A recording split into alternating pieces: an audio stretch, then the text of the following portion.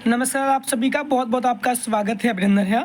इलाहाबाद विश्वविद्यालय के एंट्रेंस की परीक्षा की तैयारी आप सभी बहुत अच्छी तरीके से कर रहे होंगे और इसके साथ साथ लगातार इस चैनल पे हम अपने वीडियो को अपलोड कर रहे हैं कि आप अपनी तैयारी को किस तरीके से मजबूत कर सकें। BA, BSc, BCom, BA, LLB जितने भी यूजी के कोर्स हैं, जो लैंग्वेज का आपका सेक्शन है उसकी तैयारी भी आप इस वीडियो के माध्यम से कर सकते हैं। बाकी एमए, एमएससी, एमकॉम, एलएलबी सभी एंट्रेंस परीक्षा जो इलाहाबाद यूनिवर्सिटी की पीजी की हो रही है उसकी भी तैयारी आप यहां से कर सकते हैं, यानी कि सीयूटी, यूजी और पीजी के कोर्सेज की तैयारी आप यहां से कर सकें हैं। देखिए, हमारे सामने दिया गया है, आज हिंदी के हम 20 सवालों पर चर्चा करेंगे और आपके पेपर में ये सवाल बहुत इंपॉर्टेंट है। मुहावरा से संबंधित हम आज विषय पर डिस्कस करेंगे।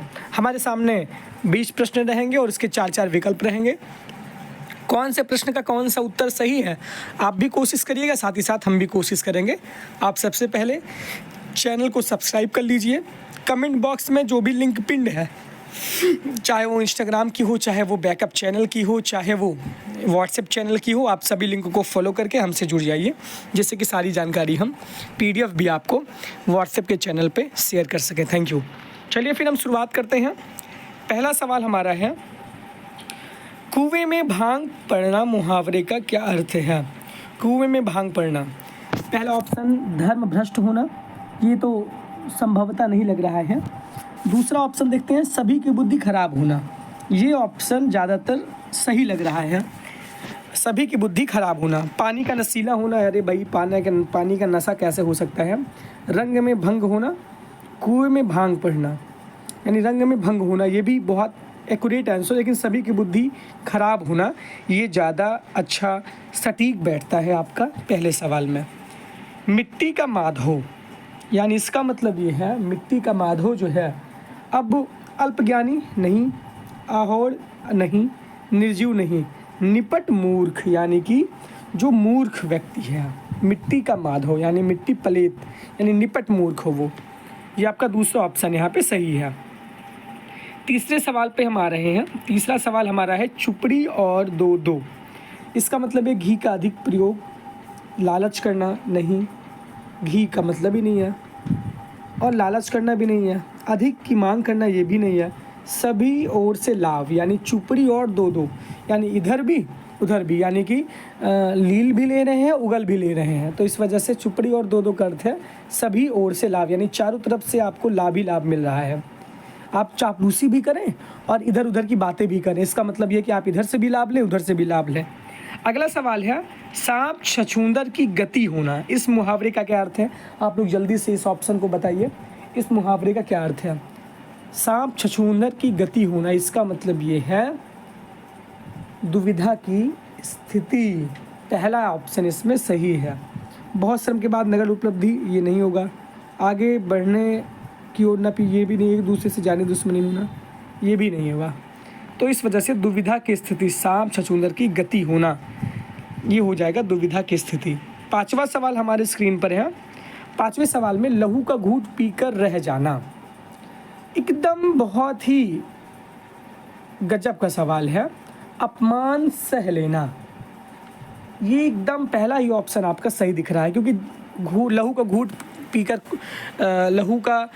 पीकर रह जाना, इसका मतलब ये हमारा बहुत ज़्यादा लोगों ने अपमान किया, उसके बाद भी हम अगर चुप हैं तो इसका मतलब ये अपमान सहन कर लेना, जीवन भर दुख, ये बिल्कुल नहीं होगा। यहाँ पे थोड़ी वक्त से संतोष कर लेना, ये भी नहीं होगा। जरा भी क्रोध प्रकट न करना, ये भी नहीं होगा। सबसे एक्यूरेट, देखिए मुहावरे में सबसे बड़ा कन्फ्यूजन रहता है ना कि हमको चारों ऑप्शन में 2-3 ऑप्शन तो मिलो जुले लगते हैं कि ये सही होगा, लेकिन हमको सबसे करीब पहुंचना है कि कौन सा ऑप्शन ज़्यादा करीब लग रहा है। खुलेआम खुले खजाने, ये हमारा छठवां सवाल है। बेशर्म होना, ये भी नहीं होगा आपका पहला सवाल, पहला ऑप्शन गलत है। मुंहफट होना, ये भी गलत है। व्यर्थ की बातें करना, ये भी गलत है।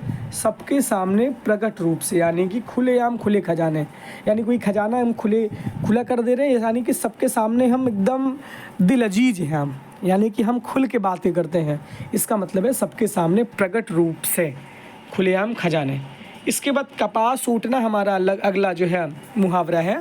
कपास ऊटना का, कपास आप जानते हैं रुई होता है कपास, अब इससे आप रिलेट करिए तो खेती के कार्य में लग जाना नहीं, देखिए खेती के कार्य कपास से इस वजह से दिया गया ऑप्शन। बेयार करना नहीं, इधर उधर भागना नहीं, व्यर्थ का कार्य करना, कपास ऊटना यानी कि व्यर्थ का कार्य करना, ये ऑप्शन सही है।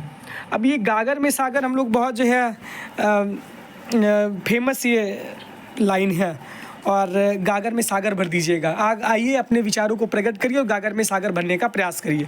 यानी कि समय जब कम होता है तो थोड़े शब्दों में हम बहुत सारी बातों को कह लेते हैं, तो थोड़े शब्दों में बड़े भाव या विचार को प्रकट करना गागर में सागर भरने मुहावरे का अर्थ होगा। तो ऑप्शन डी 8 का सवाल सही है। इसके बाद सिंहावलोकन करना। सिंहावलोकन करने का मतलब यहाँ पे आप खुद बताइए कि सिंहावलोकन करें, यानी आगे बढ़ते हुए पीछे की बातों पर नज़र डालिए, सिंहावलोकन करिए। ऑप्शन ए 9वें सवाल का सही है। गंभीर दृष्टि दिखना बिल्कुल नहीं सही है, सच्ची नज़र से देखना नहीं सही है। यहाँ पे आगे बढ़ते हुए पीछे की बातों पे नज़र डालना, सिंहावलोकन करना, ये सही है। अगला हम आते हैं 10वें सवाल पे। 10वां सवाल है हाथ भांजना। हाथ भांजने का मतलब ये कभी किसी पर हाथ भांजते हैं, हे हाथ भांजना है आज। तो 10वें सवाल का हमारा है हाथ भांजना, यानी कि डेली हाथ भांजने में जाता हूँ, इसका मतलब है अभ्यास करना। हाथ भांजने का मतलब है अभ्यास करना। ऑप्शन बी इसमें सही है। अगले मुहावरे की तरफ बढ़ते हैं 11 नंबर पे, कलम तोड़ना। कलम तोड़ने का मतलब यहाँ पर क्या है, आप अब बताइए मुहावरे का अर्थ क्या है। मौत की सज़ा सुनाना ये नहीं होगा, संबंध तोड़ना ये नहीं होगा, लिखे हुए को काटना ये भी नहीं होगा। कलम तोड़ना मुहावरे का अर्थ होगा अनूठी उक्ति लिखना, यानी कि ऑप्शन सी यहाँ पे सही है। इसके बाद हम बात करते हैं 12वें सवाल पे आते हैं 12 नंबर के, आँखों पर पलक का बोझ ना होना। यानी कि 12 नंबर सवाल के अगर हम ऑप्शन को देखते हैं तो किसी वस्तु का बहुत हल्का होना, ये तो बहुत सीधे एकदम अर्थ दिख रहा है। किसी वस्तु का अत्यंत सुंदर होना, ये भी नहीं। किसी वस्तु का कुरूप होना नहीं। अपनों का भार मालूम ना होना, इसका मतलब है आँखों पर पलकों का बोझ ना होना। जब हम छोटे रहते हैं ना तो हमें भार नहीं महसूस होता है, यानी कि बोझ आँखों पर पलकों का नहीं होता। अगला सवाल हम देखते हैं थाली का बैगन।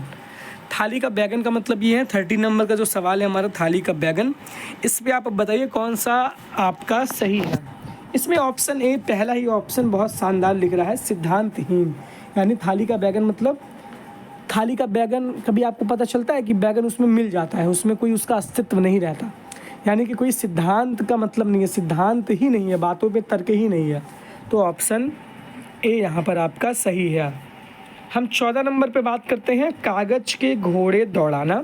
14 नंबर का जो सवाल है वो है लंबी लिखा पढ़ी करना नहीं, बेकार की बातें करना नहीं, ख्याली पुलाव पकाना, यानी कागज़ के घोड़े दौड़ाना। ख्याली पुलाव यानी अपने मन में आप सोचे जा रहे हैं, ख्याल किए जा रहे हैं, और इस वजह से ऑप्शन सी आपका यहाँ पर सही है। अगला सवाल देखते हैं मुँह की खाना। मुँह की खाना, देखिए मुँह की खा गए, इसका मतलब क्या है, मुँह के बल गिर गया, यानी पराजित हो जाना, एकदम साफ सीधे। यहाँ पर ऑप्शन सी 15 नंबर के सवाल में सही है। 16 नंबर के सवाल में आते हैं लाल उगलना। इसका मतलब ये है कि लाल लाल हो जाना, क्रोध बहुत होता है। लाल उगलना, क्रोध बहुत होता है, यानी लाल उगलना, इसका मतलब ये है बहुत क्रोध से भरकर बोलना, मुंह से रक्त स्राव होना, वीर पुत्र को जन्म देना, मीठी और प्यारी बातें कहना, बहुत क्रोध से भरकर बोलना, यानी कि लाल उगलना का जो ऑप्शन है वो ऑप्शन ए सही है। इसके बाद गत बनाना। गत बनाने का क्या मतलब ये है, आपका 17 नंबर का जो सवाल है, गत बनाना, मुक्ति दिलाना नहीं होगा, बेचैन करना नहीं होगा, मूर्ख बनाना नहीं होगा, दुर्दशा करना, यानी कि उसकी गति कर दिए हम, मतलब अवधि में हम लोग बोलते हैं ना कि हे ओके गति होगी एकदम से, यानी दुर्दशा उसकी हो गई। ये हो गया है 17 नंबर का सवाल का सही आंसर। देहरी लांघते पाप लगना, इसका मतलब ये है देहरी लांघते पाप लगना, अनैतिक कार्य करना ये नहीं होगा, अकारण बदनामी होना ये भी नहीं होगा, अतिशीघ्र बदनामी होना, ये ऑप्शन सी आपका सही है 18 नंबर के सवाल में। 19वें नंबर के सवाल में आते हैं हम, कूप मंडूक का अर्थ होना। याद देखिए, जिसको अधजल गगरी छलकत जाए, कूप मंडूक यानी कुएं के बीच में, इसका मतलब यह अत्यंत सीमित ज्ञान, अत्यंत सीमित ज्ञान, इसका ये ऑप्शन एकदम सही है। कुएं में गिरना नहीं होगा भैया, घर में रहना नहीं होगा, मूर्ख होना नहीं, अत्यंत सीमित ज्ञान। इसके बाद अकल का दुश्मन मुहावरे का अर्थ महामूर्ख, समझ रहे हैं ना, महामूर्ख जिसे कहते हैं हम, अकल का दुश्मन यानी महामूर्ख, मूर्ख भी नहीं है वो, महामूर्ख है। तो इस तरीके से हमने सारे सवाल को डिस्कस किया आपके सामने।